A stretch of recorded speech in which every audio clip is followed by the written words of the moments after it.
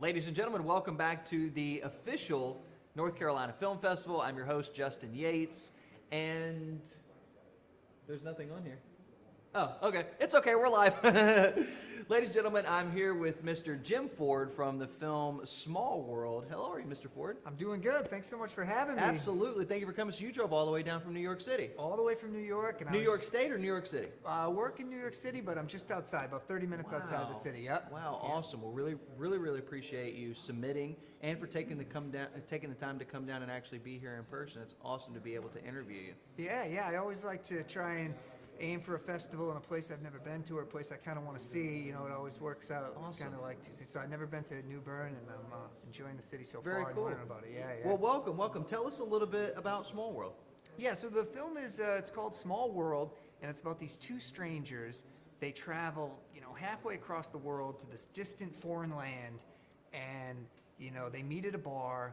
They have no idea who one another is, and after just a quick conversation, they start to realize that, wow, they're from the same state, and that they may even be from the same town, and the coincidences just keep rolling. Small world. Small world, yeah. So it's short and sweet, and it's based, I would say maybe 70-80% on a true story. Like, have you ever, gone out, maybe you've gone to Florida or you're in California, and, me, I'm from Boston, so sometimes I'll see like a Red Sox hat, and I'll just be like, oh, hey, you from Massachusetts? Yeah. Oh, you from Boston? No, Worcester. Hey, I'm from Worcester. And then it's like they're from the next town over, or they're from this. And so that was kind of cool, and that was going on for a while. And, I've been making short films since I was a kid. This is probably like my 25th or 26th short. Oh, wow. And once it started happening in other countries, that's when I was like, all right, we gotta. There's something here. We're gonna put something in here. And so a lot of people ask, like, well, where did the story come from, and how did you decide to make it? And this is kind of an interesting story. So I recently published this book called My Take on All 50 States, and it's a memoir about film, working in film and television, and traveling to the United States, because I travel for film festivals. I'm a full-time actor and stuntman. Oh, cool. Yeah, and so over the years, I've been doing it for about 16, 17 years. I've been to all 50 states, mostly just for, for film and television. And then, of course, I got to check off Arkansas and a couple of those. But so the book was about all 50 states. And so I had the story, Small World, that, took place in Spain. And everybody really liked the story. And even the publishers and the editors were like, Jim, this is a fantastic story, but it has nothing to do with the through line of this book. Like, it has nothing to do with, film and television. It has nothing to do with traveling in the United States. And I was like, well, couldn't it be a quick detour? Like, it's such a, and they were like a hard no. And it's so hard when you've already written something to get rid of it. Yeah. It's painful. Begrudgingly, I like get rid of it. And then I think it was like a week or so, I was like, wait a minute. I need that. That's my next short. Yeah. And so then I already had it in like book format, which I've never really written before. And so it was a quick kind of translation to get it into a script. And I sent it to some guys, my trusted companions. And they were like, yeah, this is good. And we just kind of tweaked the ending and played around a little bit with the ending. And yeah, it was good to go. And that's kind of the start of it. That's really cool. Good, yeah. That's really cool. One of the things that we talk about, and I've mentioned it to every single filmmaker doing the interviews today, is just the learning process. When you set out to make one of these movies, whether it's a short, a feature, a music video, doesn't matter what it is, you kind of have an idea in your head about what is going to take place, and then you realize, oh my goodness, wow, there's all this stuff I didn't know, all this stuff that I've learned. Like, what is something that you probably didn't expect that you learned from this? And you've done a lot of them, so you know that every time, it's just you're learning a little bit more. What was it about this one that you learned? Well, I think what I learned, it kind of, solidified. It was just persistence, and not, kind of settling. And the biggest challenge, the biggest hurdle for this was finding a location. Because this idea was so universal. I mean, everyone that read it was like, oh yeah, this is great. This is perfect. This is just short and sweet, and it just works. It's cute. And so what we didn't want to happen was we didn't want it to look like, we filmed it in like my uncle's bar, or like my friend's, cousin has a pub, like, and we put like Corona to make it. We wanted it to feel, because the more foreign the film felt, the funnier the kind of release was, or the joke was at the end. And so it just had to feel authentic. And so we scouted honestly like over 70, maybe 80 bars before we Really? found it. Yeah, and it wasn't like, we just took off work and, 9 to 5. It wasn't like 40 hours a week. We were looking. It's a process. It takes a while. But it was in between other projects. Yeah, We sort yeah. of had the script. It was good to go. It was solid. And then we just kept, we'd have some business drinks, some business lunches. Of course, and yeah. And then, we were like, well, we're not going to do it unless we find that location. Yeah. And there were some places we looked in Manhattan. We looked in Massachusetts, Boston. We looked in Connecticut. We looked up upstate New York. Some places just wouldn't give us permission. Yeah, like, yeah. There were just some places Like, no, you can't do Yeah, that. there were some Chinese food restaurants that actually had some cool like service bars Yeah. that were like, oh, this would work because it had like all, and they were just like, nope, they didn't like our generators, they didn't like our insurance. It was a mess. And then we finally stumbled upon this place in East Rutherford, New Jersey, and it was a brand new restaurant, which I think is the only reason they let us film there because they just Yeah. opened, right? And it was a German tequila bar.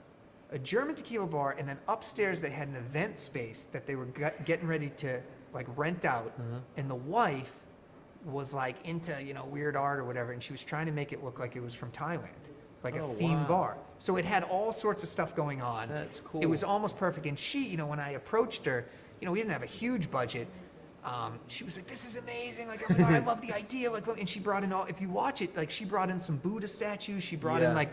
We had all the set dressers put different, foreign bottles of sake and everything. And so, and one other thing too, we kind of went the extra mile with this, is we did a casting for the background, and we wanted them to be different ethnicities. And so if you watch, it's real quick at the opening. There's maybe only 5 or 6 extras, but like, you've got the bartender, the wait, they're all from different countries. One of them from Cuba, one of them from That's Japan, cool. one of them from India, so you don't know where it is, but it just feels really far.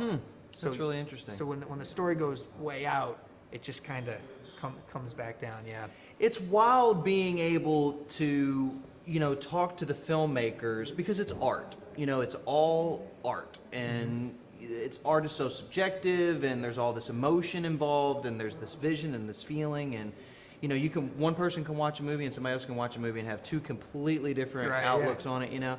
And so it's awesome always to be able to speak with the filmmakers and hear about just some of the wild things that took place that you don't even realize it took to make a short film. Yeah, right, yeah. When you mention persistence, it's like that's probably like the number one key to being a good filmmaker is just never stopping, because you'll be at the 21st person that says no, and then 22 you found the bar where you got to do the Right, then you actual got film it. at. Yeah, that was a good part of So, it. talking about, just persistence and the things that you've learned and everything, what advice would you have for filmmakers that are maybe just starting out or they haven't done 25, Right, yeah. films, but they have a passion for it and they want to get into a film festival, they want to win awards, they want to be in the industry? What advice would you have for young filmmakers or people just trying to get there? Well, I don't want to give away too many secrets because they're going to be my competition next year. But you want to have fun. Some of these people. I mean, I've been on this too as an actor, and you're stressing out and you're taking yourself too seriously. And it's like a lot of times with the shorts, people aren't making $1 million. You gotta just keep it light and make it fun. I mean, do your stuff. Do your research and do your homework before, rehearse. All that. But like. Keep it light and remember, everyone's here because they're having fun. So really Right. just enjoy yourself. And then I think to the new guys, like just starting out, I would say, something that's very overlooked is that, credits are part of the movie. And I've seen some kids with some pretty awesome stuff, and then they have like credits that are like, 8 minutes long, and the short film's like 7, and they're thanking their neighbor's dog, and 5 pages. It's like you can put Their that, name like, is like 15, yeah, like, written by, like, and then another card and all that. It's part of the movie. Like, and so I think, with some of the festivals, they're getting a lot of stuff. I mean, that push comes to shove, I would just keep those credits short. Like, unless you've rented a train and have like $1 million explosion or something. Like, That's cool. That's a good couple advice. things, yeah. That's interesting. So we've been getting to the end, and I've been asking the filmmakers if I could ask a couple of just kind of like personal fun questions. Sure, yeah. So the first one is, could you just name 2 movies that you really love? Okay, the first one is a 1980s cult classic BMX movie called Rad.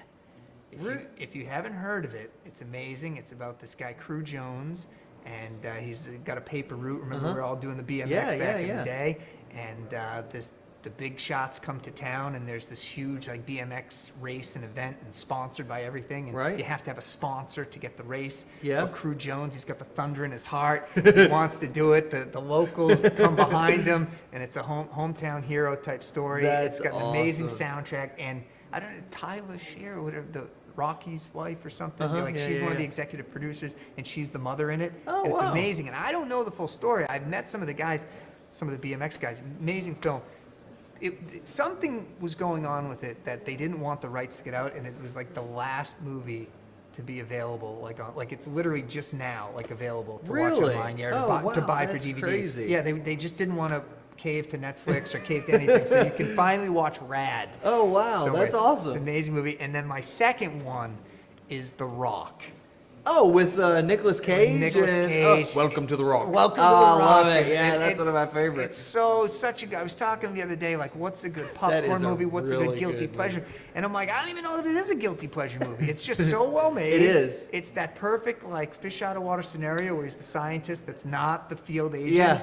And It just has all the stuff. It's got all the elements, and one of my favorite chase scenes, because I do like car chases, is the Ferrari versus the Hummer. Right. Yeah, yeah, yeah. You know, the nimbleness, but you've got the And back then, those cars were like, the Hummer hadn't been around, that style of Hummer hadn't been around for very long. So it's like you've Right. seen those cars, and you're just Yeah. like, whoa, this is serious. yeah, right yeah, here. yeah. That's a good one. So that's a good. good I one. mean, my favorite line from that, I mean, obviously the winners go home and fuck the prom queens, the big one. I don't know if I can say the F word. But I like that thing when he's like, dude, you just wrecked your Ferrari. He turns around and he goes, it wasn't mine.